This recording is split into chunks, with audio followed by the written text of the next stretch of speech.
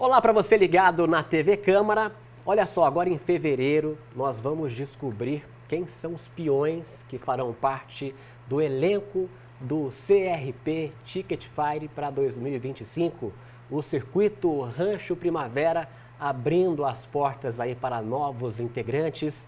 E para falar melhor sobre isso, estou aqui ao lado hoje recebendo o diretor do CRP, o Rogério Pait, o nosso parceiro já aí há muito tempo de ficar, de rodeio. Rogério, seja bem-vindo. Vamos falar um pouquinho, né, dessa peneira que vai ter para selecionar aí novos integrantes para esse timaço que é o CRP.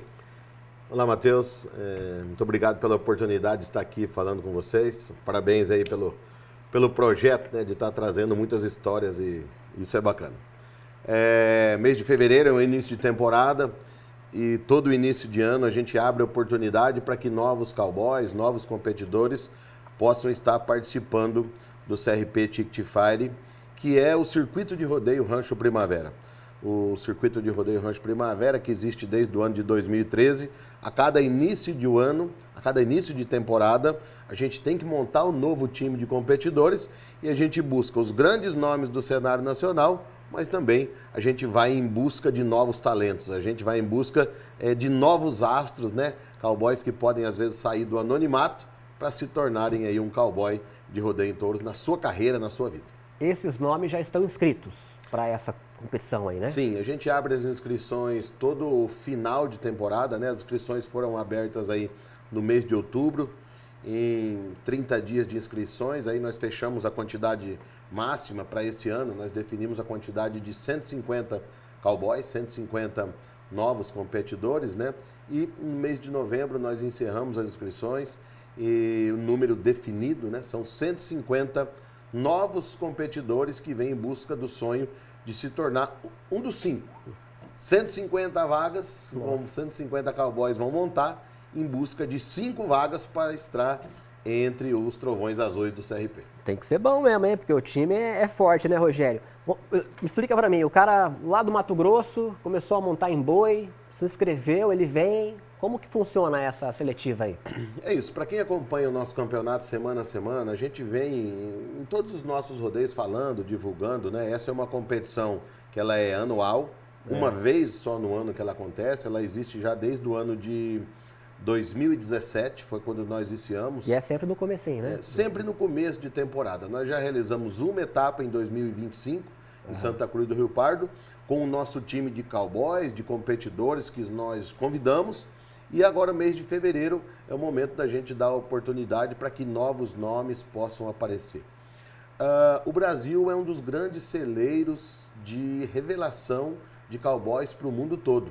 Então, existe um êxodo grande de cowboys que montam no Brasil com o sonho de ir para os Estados Unidos. E muitos deles saem daqui do circuito Rancho Primavera também.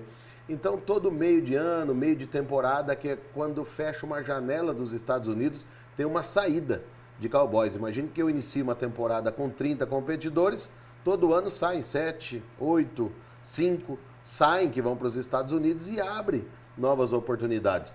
Então, a gente tem que buscar novos nomes, a gente tem que buscar novas oportunidades, né? E é através do radar que a gente consegue fazer essa seleção. Você me perguntou, a inscrição ela é aberta para o Brasil todo, não tem o limite de idade ali, é de 18 acima, né? E não tem limite final de idade, ou tem até, se eu não estiver enganado, nós limitamos em 35 anos de idade, né? Porque também você colocar um cowboy novo para montar ali com 40 anos, já está no final de carreira, né?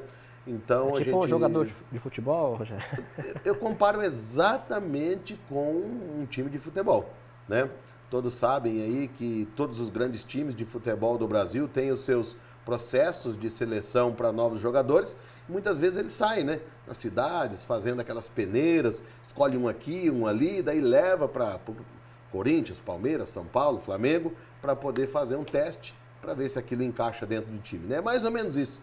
É bem com essa linha de raciocínio e tem muita gente. O Brasil, para quem não sabe, o Brasil é 13 vezes campeão do mundo de montarias em touros, né? Então o Brasil, no Campeonato Mundial dos Estados Unidos, montam 35 cowboys por etapa. metade deles que montam hoje são brasileiros, né? Então o Brasil está com certeza bem acima da média dos outros países aí com relação ao nível técnico dos cowboys que montam em touros.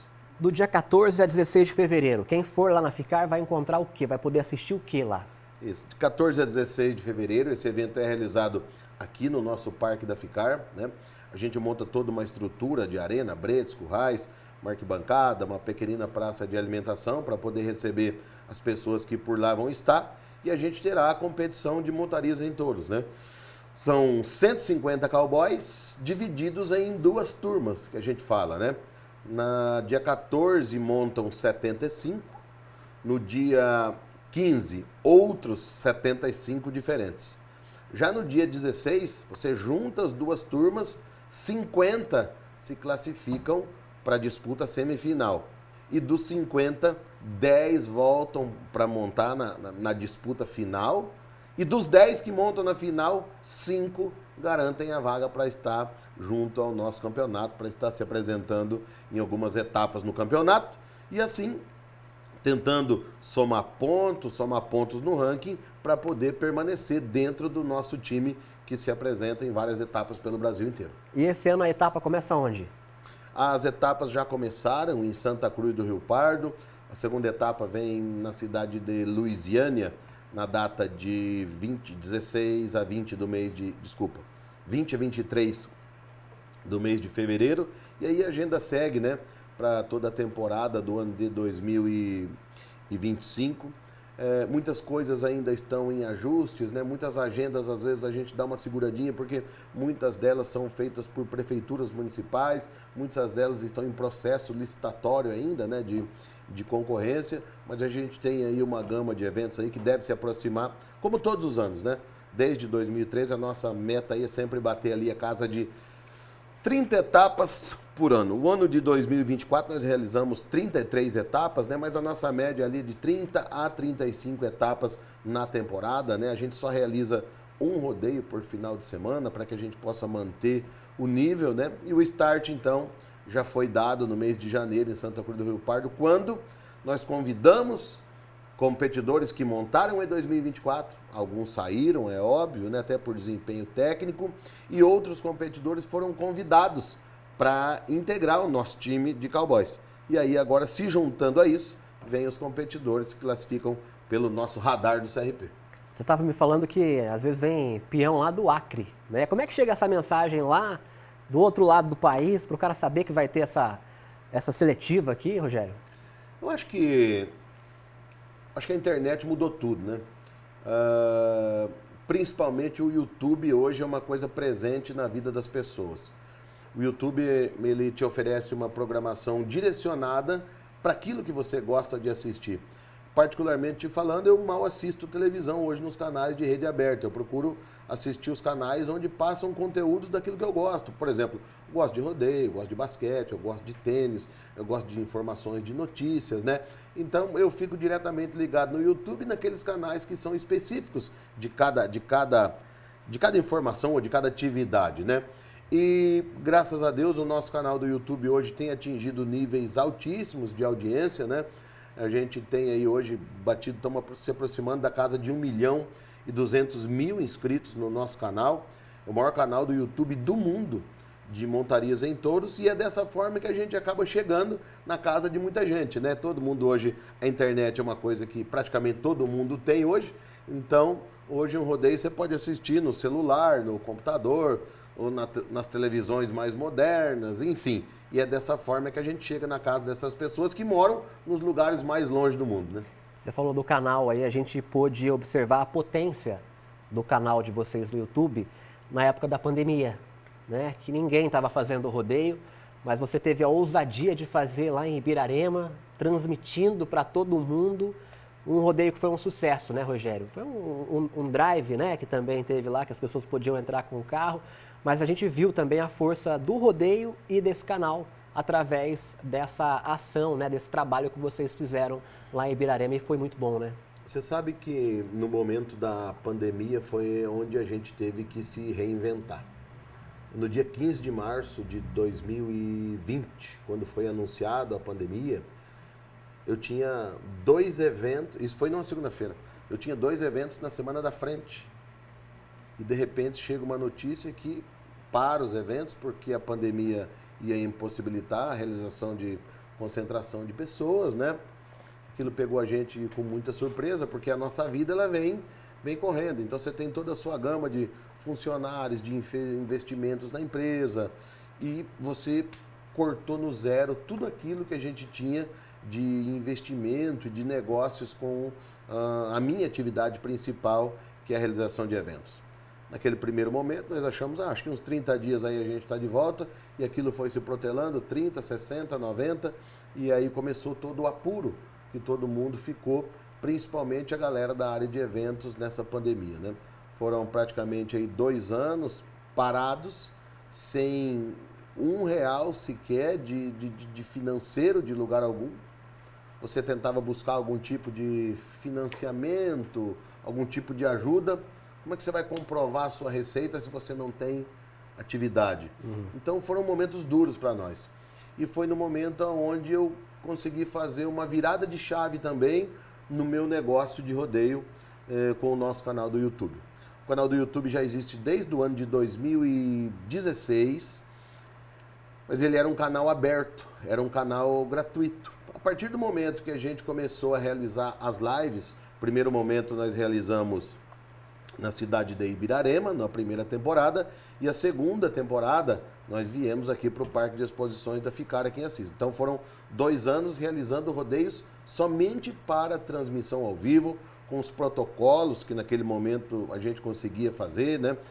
Poucos competidores, sem público, nossa equipe de trabalho, todo mundo trabalhando de máscara, um para cada lado, com a mínima quantidade de pessoas possível, mas que a gente conseguia transmitir isso para levar para a casa das pessoas. E naquele momento, a gente teve o apoio de alguns parceiros e patrocinadores que nos ajudavam, mas que não era suficiente para poder bancar todos os custos para a realização de um evento de rodeio, que era o mesmo. O custo era o mesmo, você fazer na pandemia ou fora da pandemia, né? E aí foi onde a gente foi buscar dentro do canal do YouTube uma plataforma que nos possibilitou a colocar o nosso canal de assinaturas, uma espécie de pay-per-view. E aí naquele momento, no ano de 2020, foi quando a gente deu o nosso start no canal do YouTube, que era gratuito. Passamos ele como um canal de assinaturas, né? E aqui essa sim foi a nossa virada de chave para um crescimento, para uma expectativa de receita.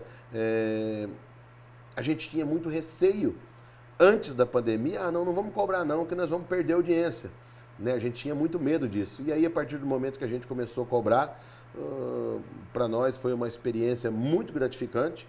É óbvio que quando você tem um programa aberto, uma transmissão aberta, a audiência ela é muito maior. A partir do momento que você fecha, né, você encontra os entraves financeiros, mas aquilo foi que pôde nos proporcionar a oportunidade de continuar, principalmente com a minha equipe de trabalho. Hoje, para realizar as etapas do nosso campeonato, eu tenho praticamente lá 40 colaboradores que trabalham comigo nas mais diversas áreas, né? Só no nosso canal do YouTube, nós somos lá em praticamente 10 trabalhando, né, entre câmera, operador de VT, editor de vídeo, fotógrafo. A galera é grande para poder chegar dentro da casa das pessoas, né? Além de todo o nosso staff de trabalho da nossa equipe, de montadores de estrutura, porteireiros, salva-vidas, juízes, que trabalham com a gente constantemente. Então, essa para nós foi a virada de chave na pandemia. Teve uma experiência bacana, né? Você falou do drive que lá na cidade de Ibirarema. Então, a gente conseguiu ali, naquele momento, desenvolver a atividade que estava parada para todo mundo por causa da pandemia. Legal. Ô Rogério, vamos falar um pouquinho do CRP, né? Eu ouço falar que vem uma história lá de trás, do seu pai, que era de Tarumã. É verdade isso? Sim. Meu pai é nascido na cidade de Tarumã. Meu pai teve toda a sua vida focada na usina Nova América.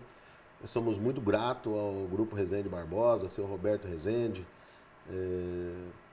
ao seu Renato, que era o pai deles, né? E meu pai tem a sua história muito fincada na usina Nova América. Meu pai foi vereador por 3 mandatos, né? Tarumã era distrito da cidade de Assis e meu pai morava na usina, né? Portanto, a gente tinha muito contato com Tarumã.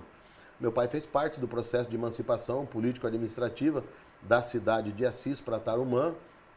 E meu pai sempre foi um fanático de circos de tourada, de rodeio. E dentro da usina Nova América, a gente muitas vezes, em datas comemorativas, dia de 1º de maio, a empresa sempre proporcionava algumas atividades de lazer para os trabalhadores, né? Muitas vezes meu pai levava lá para a usina circo de tourada. E com isso, quando Tarumã se tornou município, né?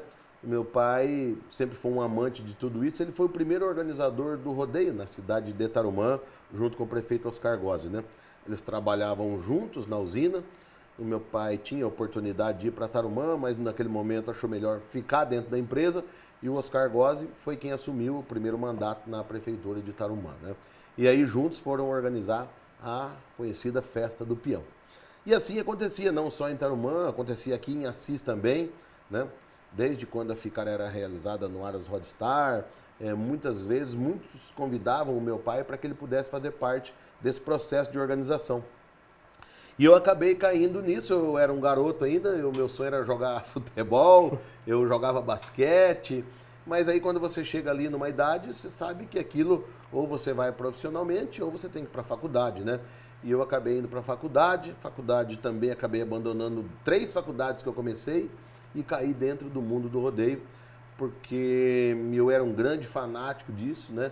Meu pai adorava isso e a gente organizando alguns rodeios, principalmente aqui em Assis e em Tarumã, existia muita dificuldade com estruturas metálicas montadas para a realização dos eventos.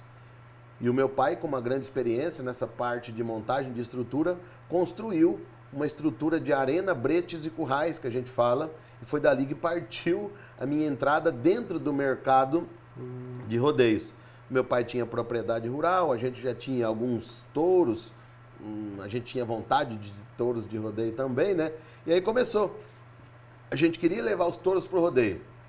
Nossos touros não eram como os touros... muita gente acha que touro de rodeio é tão bravo assim, mas touros de rodeio são relativamente mansos. Mas quando eles são novos... Quando você vai levar pela primeira vez no rodeio, você precisa ter uma boa estrutura, porque é um touro, e um touro é muito forte, né? E a gente levava os nossos touros novos em alguns rodeios, não tinha estrutura que aguentava aquilo. E a gente começou a pensar, puxa vida, vamos construir uma estrutura que seja suficiente para aguentar tudo isso, né? E foi daí onde partiu a ideia da gente construir uma estrutura de arena, bretes e currais, uma das maiores do Brasil, que a gente construiu na época.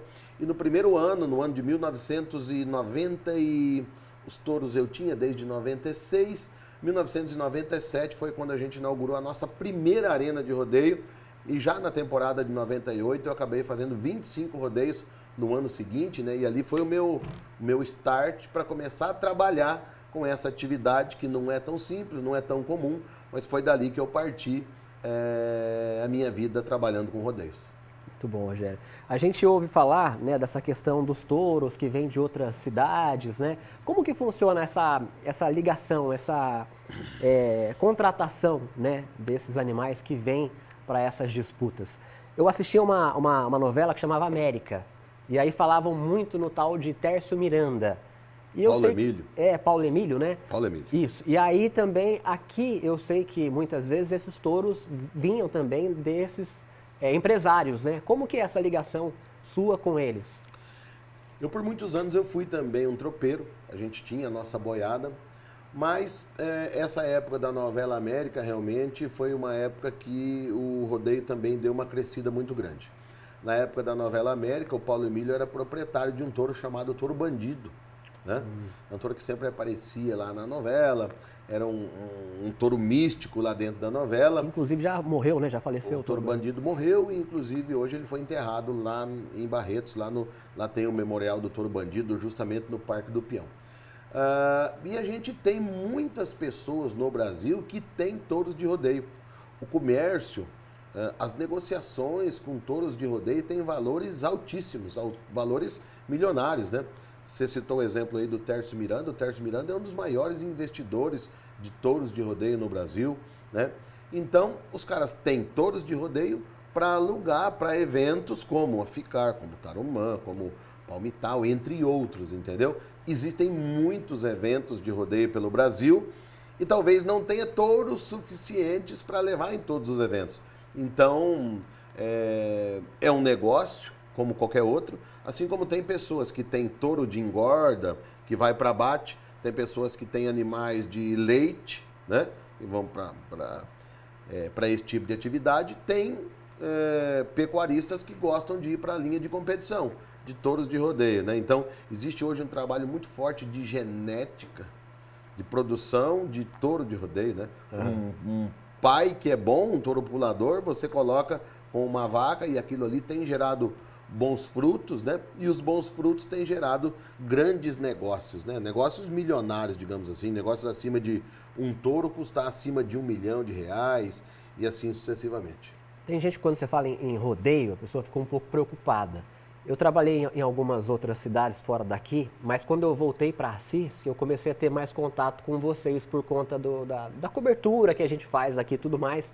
E eu comecei a ver o tratamento que esses touros recebem. É um tratamento, assim, de luxo, né? São muito bem tratados, alimentados, cuidados.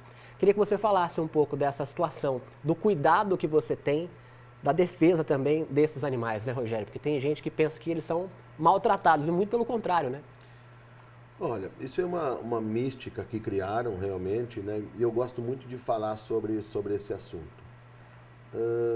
Eu conheço poucos animais entre gato, cachorro ou qualquer outro tipo de animal doméstico que seja tão bem tratado quanto um touro de rodeio. Primeiro dizer que um touro de rodeio não é um animal frágil. O touro de rodeio é um animal extremamente estúpido que com as mãos ou com o que você imagine, você não tem condições de causar um maltrato a um animal daquele. Segunda coisa é dizer que os touros de rodeio eles são preparados especificamente para isso. E o que muita gente tem dúvida todo mundo acha que todos os bois pulam. E não é assim. Você precisa montar em 100 animais para tirar um touro de pulo.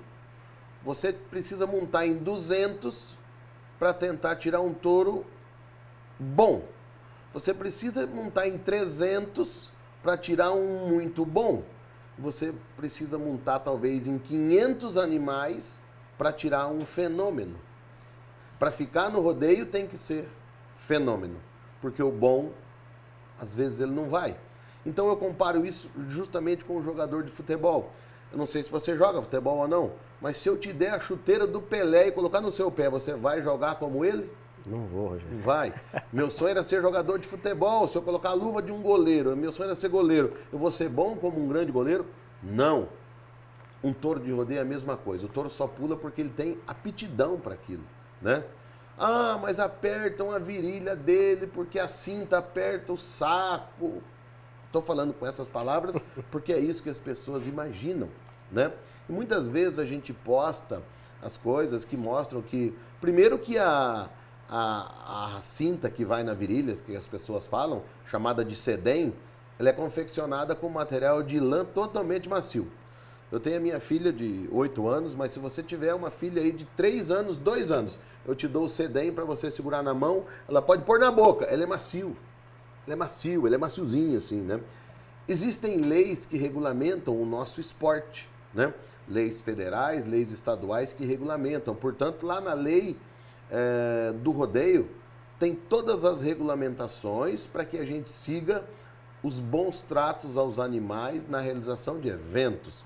Portanto, para você realizar um evento, você precisa de uma autorização do Escritório de Defesa Agropecuária, você precisa de um médico veterinário credenciado à empresa para poder fazer toda a fiscalização.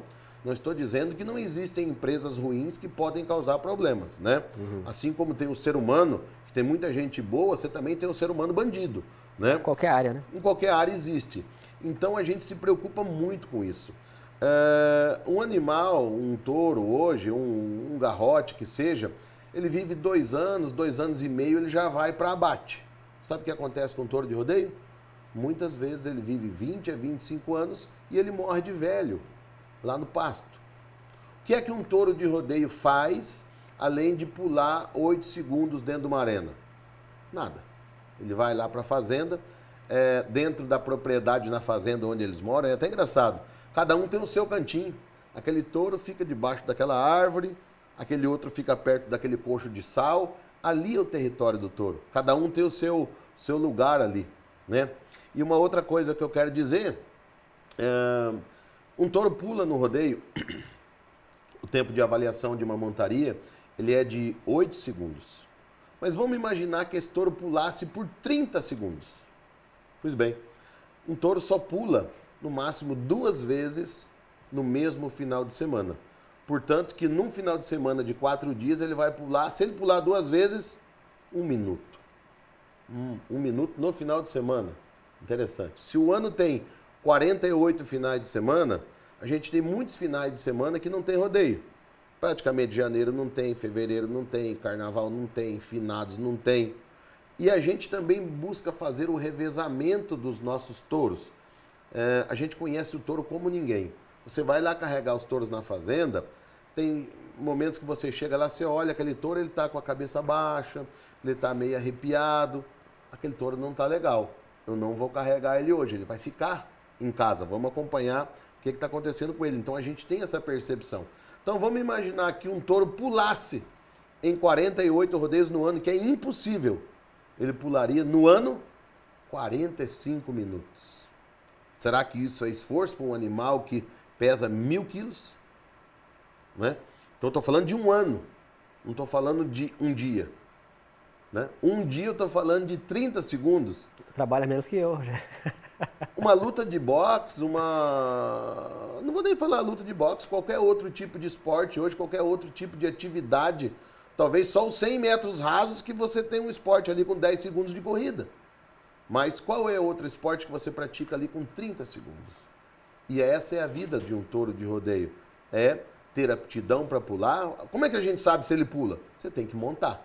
Se o touro sair pulando para frente, esse touro não serve. Ele tem que pular perto. Com o tempo ele vai aprendendo que ele quer derrotar alguém que está em cima. Aquela pessoa que está montada em cima não é um cowboy, não faz parte do corpo dele. Então o touro quer tirar o cara lá de cima. Né? Então essa é uma situação. Uma outra situação que eu gosto muito de dizer é a respeito da espora que o competidor usa para montar. A espora, por leis, ela é uma espora redonda, lisa, que não pode causar sequer algum tipo de maltrato ao touro de rodeio. Se isso acontecer, qualquer cowboy ou qualquer maltrato que acontecer com o touro de rodeio é passível de multa. A polícia ambiental, a polícia ela pode chegar lá e fazer uma autuação a quem esteja causando algum tipo de maltrato a um animal. E o touro de rodeio é isso, essa é a vida de um touro de rodeio, né? Eu gostaria sempre de poder estar falando isso, eu gostaria muito de mostrar isso muito mais para as pessoas, né? Através das nossas redes sociais a gente tem aí muitos estudos que são feitos a respeito disso, mas que realmente eu entendo que algumas pessoas às vezes acham e acreditam que a gente cause algum tipo de maltrato. Jamais.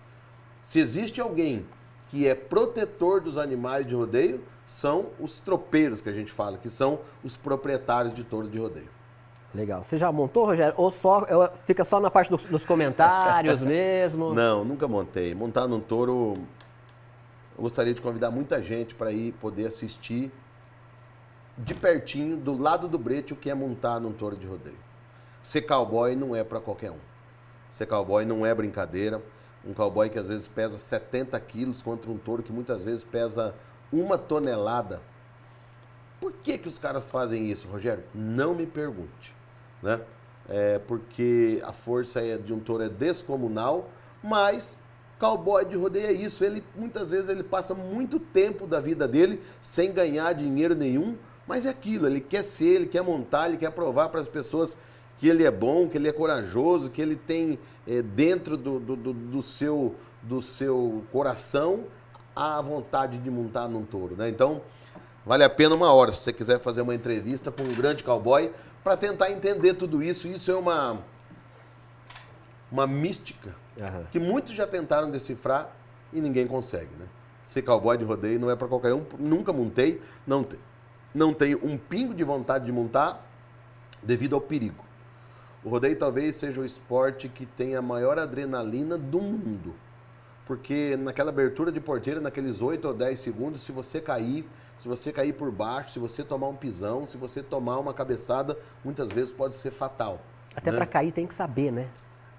Tem, mas muitas vezes você não cai. Muitas vezes é o touro que te derruba. Né? O touro, quando é bom, é o touro que derruba o competidor. Então não dá tempo de você se preparar para cair. Por isso que o competidor tem que estar muito preparado, fisicamente, tecnicamente e psicologicamente, para poder, com esses 3 quesitos, buscar a sua coragem para enfrentar um touro bravido daquele.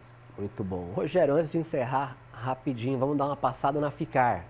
Já foi anunciado ano passado o lançamento. Sei que mais um ano vai ser um grande sucesso. E o que a gente pode esperar do CRP para 2025 na feira?